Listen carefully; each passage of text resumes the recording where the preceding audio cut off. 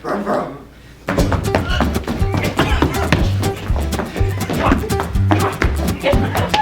very first idea of Get On Board was very, very different from the episode that we showed you last week. It went through so many changes to get, where it is today. Oh. Are we all in the shot? Just so you know, we're filming this without a camera person. Are you supposed to be driving? Yeah, no. Okay, you don't just start the entire dance. I'm gonna dance with you, and please don't kill me. Okay. All right. That was so good. The character of Joanne Sturgis is based off of the director of The Great Escape, John Sturgis. And John Sturgis was famous for directing large ensemble cast movies. Likewise, the character of Joanne Sturgis is going to be famous for directing large ensemble escapes.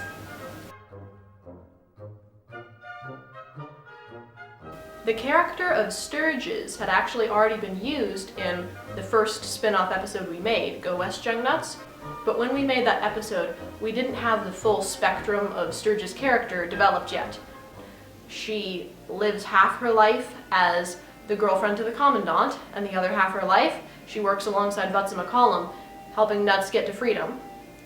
The character of Sturgis is a very necessary character, especially for Tom, because he has to work with all these lunatics who he can't relate to at all. And now that Sturgis comes in and she's another sane buddy who he can relate to, that really takes a lot of pressure off of him.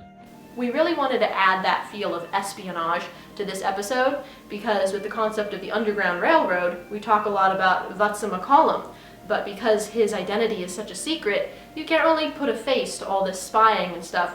So Sturgis is kind of there to be his representation to the audience. Ha! You are the big G's and you cannot change the order. Well then, who has the authority? I'll go sit at his table and tell him about my Moonlight Lake yeast. Where does the Russian accent come from? Yeah, it's kind of out of the blue. There's no explanation for that.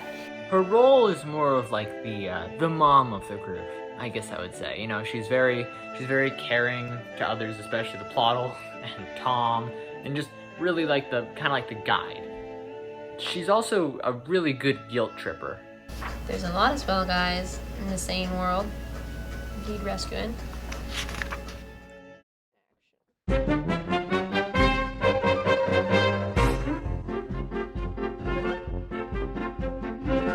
Oh, the Ploddle. What is a Ploddle, you might ask? Well, at the beginning, you kind of get the feeling that he's like a horse with the way they talk about how he needs a jockey, and he needs a Ploddle breaker, etc., etc. So in a way, he's more or less kind of like a racehorse. A Ploddle is a German folk dance move, and it's always been Gabe's idiosyncrasy to break into a joyful Ploddle at any moment of the day. Hence, the character of the Ploddle was born. The Ploddle is that type of character that everyone feels sorry for. He's so pathetic, so innocent, and definitely, aside from Barking Steve, you'd say he's the most animal-like of the Nuts. If Barking Steve is a dog, he's certainly a racehorse. Gabe is such a good dancer that most of the time he makes very hard things look so easy, you almost don't appreciate them as much as you should. And there's just something about his personality, both in character and behind the scenes, that gives this episode its happy vibe. This episode is kind of our version of a darn good musical.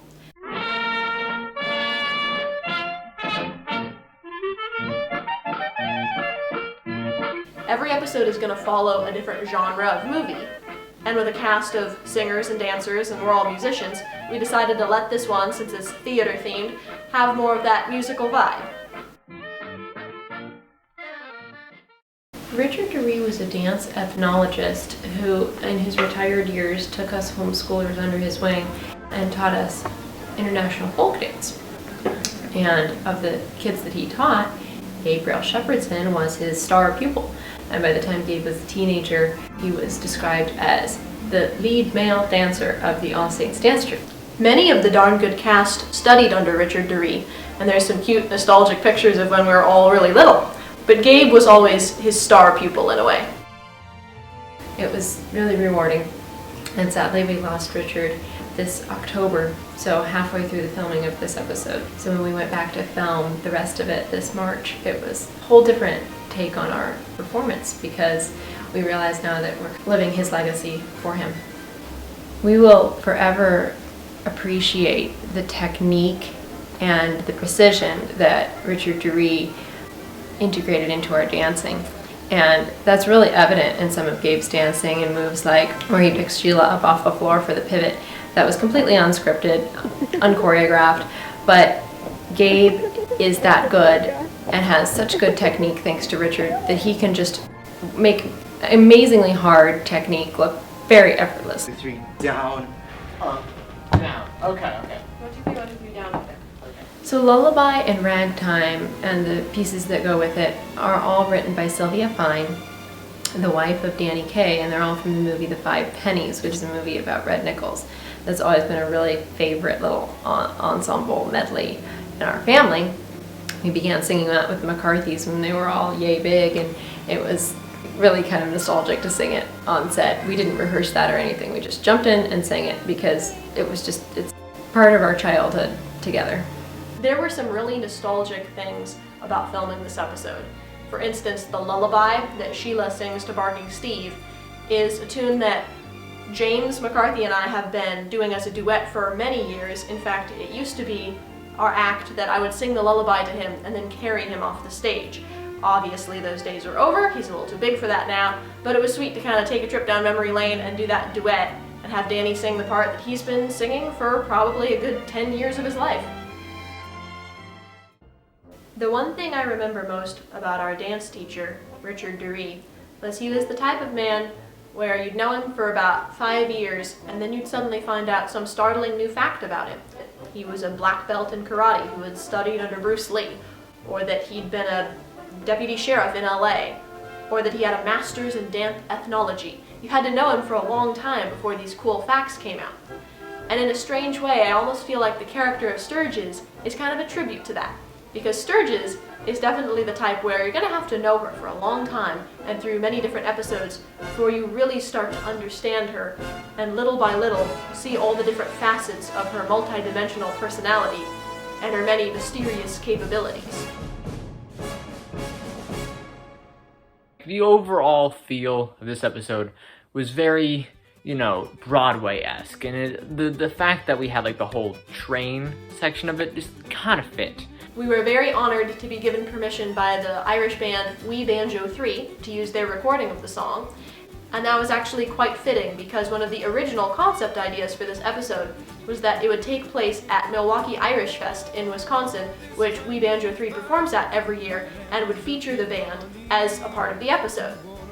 That idea got scrapped, but we kept their music because it's really worth it. Yeah, the sarcastic one. This is one episode where the sane half of the world kind of show how much they're worth. The final climax is completely handled by Tom and Sturgis, who are both sane people. And the nuts in this episode, on the whole, are left rather in the dark. This episode especially was a big character development episode for Sheila, because at the beginning she seemed very cynical and, she didn't want to go rescue other nuts as a living because, she didn't want to get caught and she didn't want her friends to get caught because she finally found this nice, safe, secure spot that is Hollywood. Well, okay then. But as the story goes, we see that Sheila really takes every excuse that she can to get out of the mission. She starts to accuse Sturgis of being evil, and she just says it's too difficult, and she's very pessimistic. we're on. We are! In the end, she realizes that rescuing the Ploddle and Sturgis was the right thing to do. Her father's quote was, "Never leave a nut behind." Fun to film in a room with a ton of mirrors. This was a really enjoyable episode to film.